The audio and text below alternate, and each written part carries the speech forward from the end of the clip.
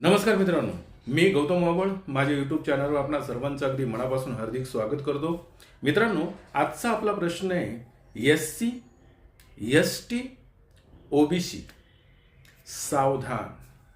आता तुमच्या मनामध्ये प्रश्न निर्माण झालाच असेल, डोक्यामध्येही प्रश्न निर्माण झालाच असेल की मी असं का म्हणतोय की SC, ST, OBC सावधान.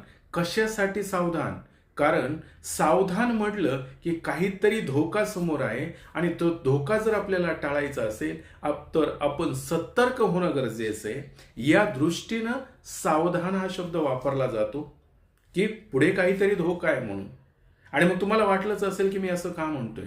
तर मित्रांनो, हे जर बघायचंय की आपल्याला पुढे काय धोका आहे आणि तो धोका जर असेल तर मग आपलं त्यामध्ये काय नुकसान होणार आहे, म्हणजे कोणाचं SC, ST, OBC यांचं काय नुकसान होणार आहे आणि त्यांचा सध्या काय फायदा होतोय, हे जर आपल्याला कळलं तर आपल्याला हा धोका टाळता येऊ शकतो किंवा हा जो धोका आहे पुढे येणारा हा सुद्धा आपण थांबवू शकतो. आणि ते आपल्या सर्वांच्या हातात आहे, ते काही कोणाच्या दुसऱ्याच्या हातात नाहीये. म्हणून मी असं म्हटलंय SC, ST, OBC सावधान.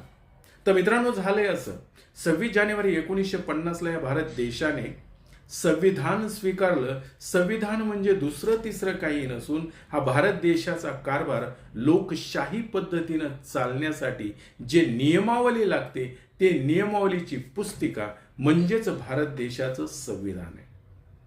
आणि ज्या दिवशी हे संविधान लागू झालं त्या दिवसापासून या भारत देशाचा अंमल तो लोकशाही पद्धतीने चालू झाला आणि हा भारत देशाचा कारभार लोकांच्या मर्जीने किंवा भारत देशाचा कारभार हा लोकशाही पद्धतीनेच आपण म्हणू, कारण या भारत देशावर लोकांचं राज्य सुरू झालं.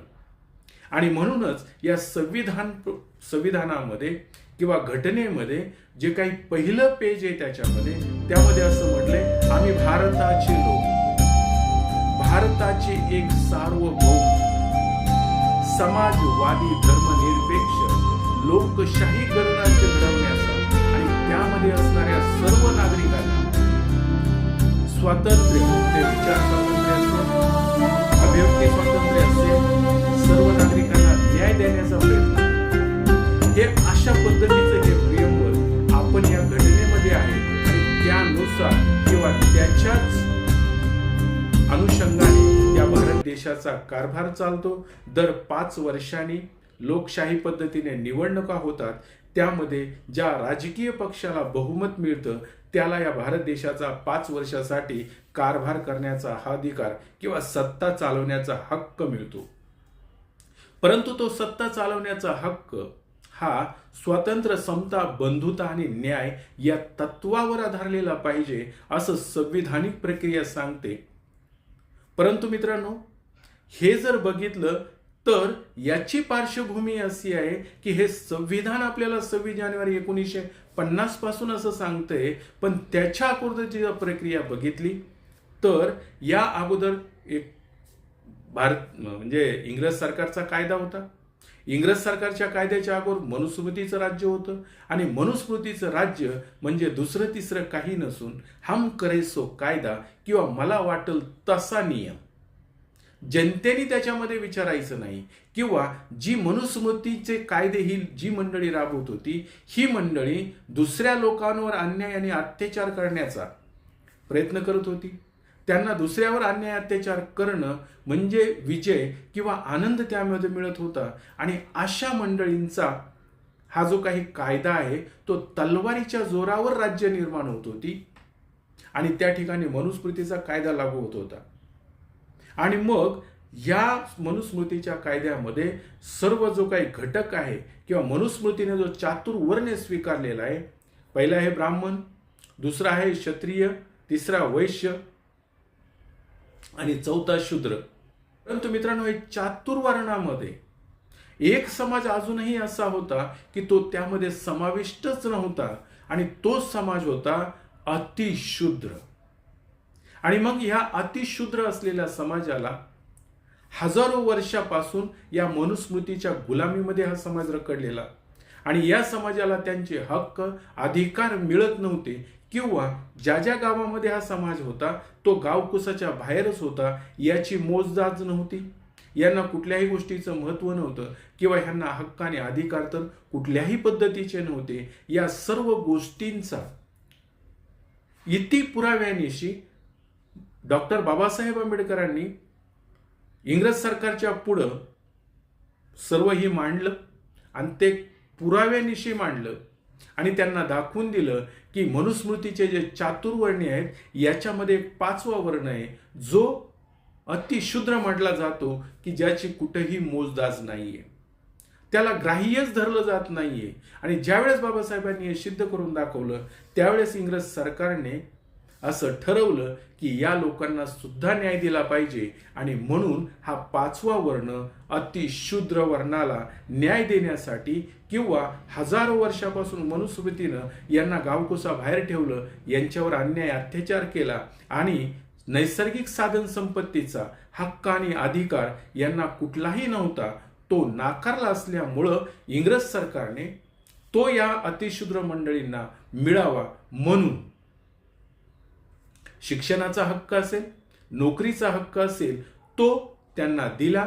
म्हणजे काय केलं तर त्यांना त्यामध्ये सवलती दिल्या, त्यांची प्रगती व्हावी किंवा त्यांना हे हक्क जे हजारो वर्षापासून दूर होते ते हक्काचं त्यांना मिळावं, त्यांना हक्क ते वापरता यावेत, त्या साधन संपत्तीचा वापर त्यांना करता यावा म्हणून इंग्रज सरकारने त्या सवलती दिल्या आणि त्या इतभूत संविधानामध्ये करण्यात आल्या. म्हणजे जो 5वा वर्ण होता अतिशूद्र यांना नैसर्गिक साधन संपत्ती वापरण्याचा हक्क आणि अधिकार मिळाला, त्यामधून स्वतःची प्रगती म्हणजे काय तर शिक्षणाचा हक्क. हजारो वर्षापासून या मंडळींना शिक्षणाचा हक्क नव्हता, मग शिक्षणाचा हक्क या मंडळींना देण्यात आला आणि शिक्षणाच्या हक्कामुळं या मंडळींची प्रगती व्हायला लागली. ही मंडळी शिकल्यामुळं जर त्यांच्यावर अन्याय होत असेल तर संविधानिक प्रक्रियेमध्ये दिलेल्या स्वातंत्र्याचा म्हणजे जे मूलभूत स्वातंत्र्य आपल्याला संविधानाने दिलं या स्वातंत्र्यानुसार ही मंडळी जो काही राजा असेल, जे काही प्रशासन असेल याला आपल्या हक्क आणि अधिकाराविषयी विचारू लागले. आणि मग हे मात्र या मंडळींना देखवत नाहीये किंवा ह्यांना बघवत नाहीये. दुसरी गोष्ट नोकरीचं जर झालं तर ज्या साधन सामग्रीचा या 5व्या वर्गाला आतापर्यंत लाभच मिळाला नव्हता तो लाभ मिळावा म्हणून या मंडळींना शिक्षणामध्ये सुद्धा थोड्या सवलती देण्यात आल्या आणि त्यालाच आपण आरक्षण असं म्हणतो किंवा त्याला इंग्लिशमध्ये रिझर्वेशन असं म्हणतो. आणि हे मिळाल्यामुळं हा जो काही 5वा वर्ण आहे जो गावकुसाच्या बाहेर होता याला सवलती मिळाल्यामुळं त्याने त्याची प्रगती करून घेण्याचा प्रयत्न केला आणि तो आता सिस्टीममध्ये येण्यासाठी धडपडतोय. परंतु काही मंडळींना हे पसंतच नाहीये. आणि कोण आहेत ती तर RSSची जी काही विचारधारा आहे ह्या विचारधारेनं मग त्यांच्या विविध संघटना असतील, RSS असेल, बजरंग दल असेल त्यांचं किंवा विश्व हिंदू परिषद असेल, अशा ज्या काही छोट्या छोट्या त्यांच्या संघटना आहेत या लोकांना हे संविधानच मान्य नाहीये किंवा हा गावकुसाच्या बाहेर असलेला समाज हा आत्ता कुठं आतमध्ये येतोय किंवा तो प्रगती करतोय हे यांना मान्य नाहीये. आणि म्हणून असं मान्य नसलेल्या RSS प्रेरित भारतीय जनता पार्टीचं सरकार या भारत देशावर 2014ला आलं.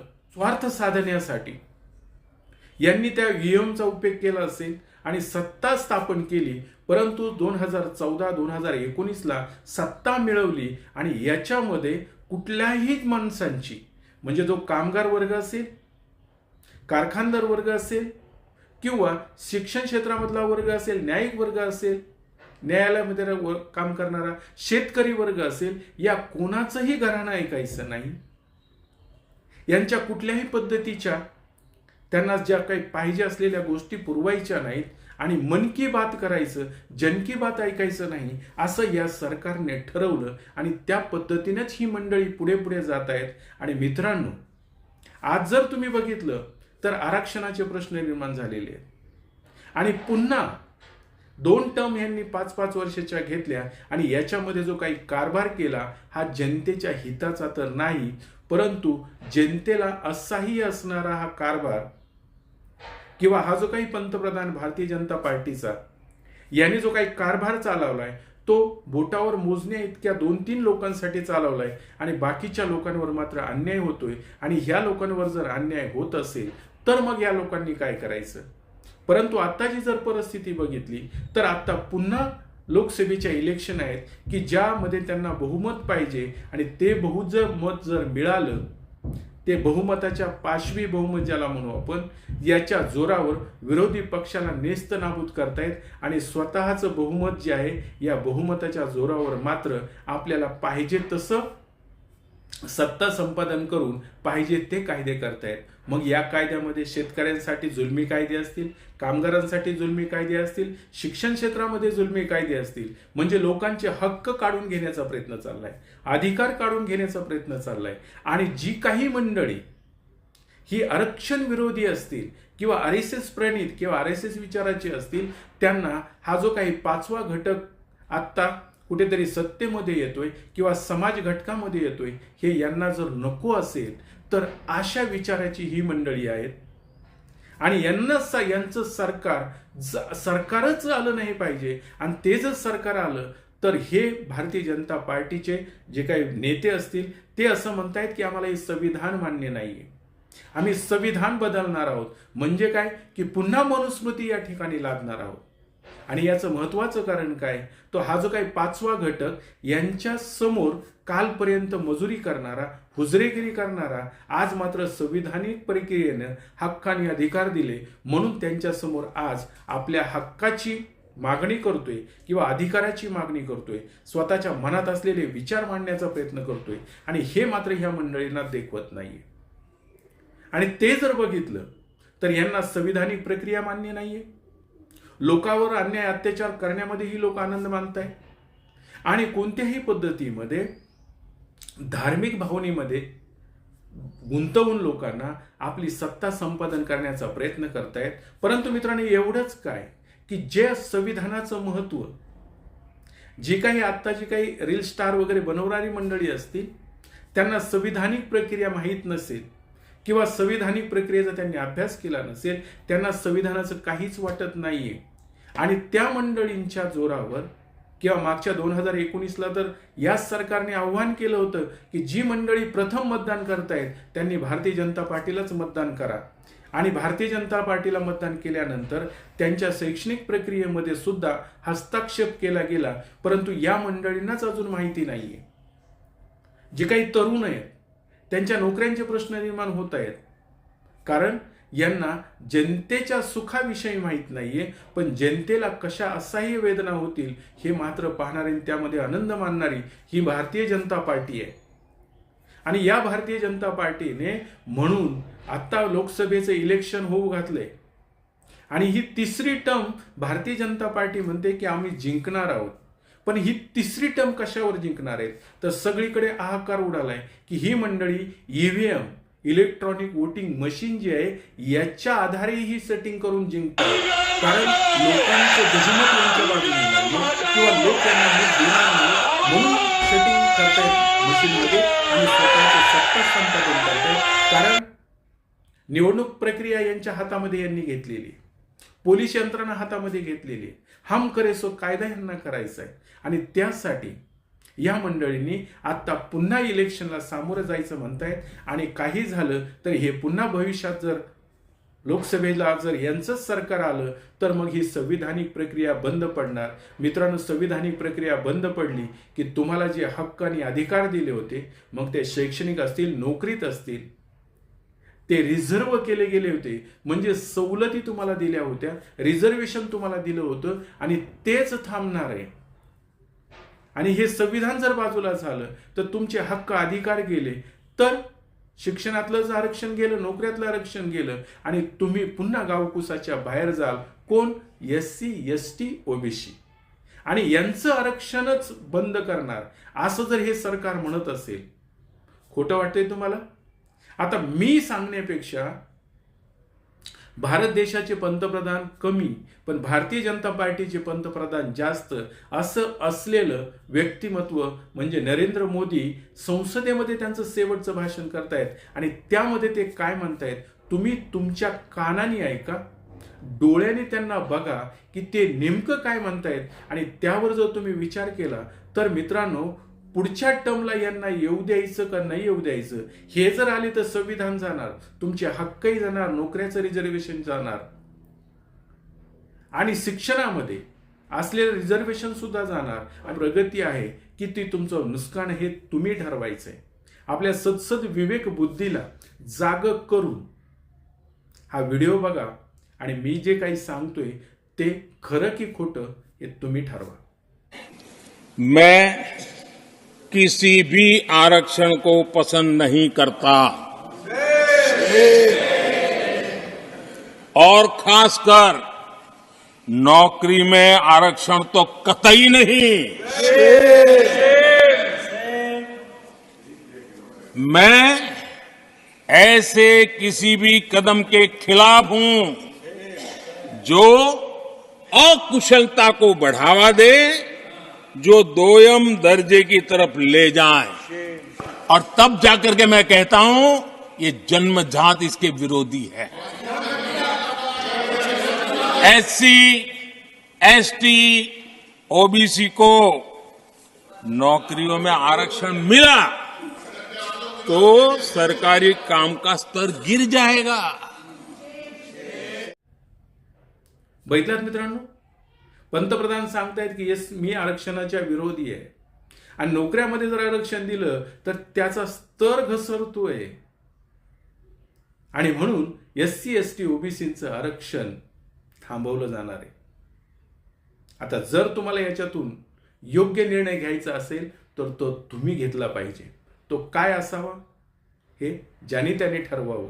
परंतु आत्ता तुमच्या हातामध्ये आले की लोकसभेच्या 2024च्या इलेक्शनमध्ये भारतीय जनता पार्टी काहीही झालं तरी सत्तेमध्ये आली नाही पाहिजे, आणि ते तुमच्या हातात आहे. आणि ती जर सत्तेमध्ये नाही आली तर संविधान वाचेल. संविधान वाचलं तर संविधानाने दिलेले तुम्हाला मग एससी, एसटी, ओबीसींना दिलेले अधिकार सुद्धा शाबूत राहतील, आणि पुन्हा आपण लोकशाही मार्गाने या भारत देशाचा कारभार सुरळीत चालेल. मित्रांनो, आज एवढंच. मी जे म्हणतोय ते तुम्हाला पटतंय का? जर पटत असेल तर कॉमेंट्स बॉक्समध्ये मला नक्की कळवा. आणि आज जसा हा व्हिडिओ पाहताय तसाच पुढचा नवा आशय, नवा विषय, नवे विचार ऐकायला मात्र विसरू नका. एवढं बोलतो, थांबतो. धन्यवाद.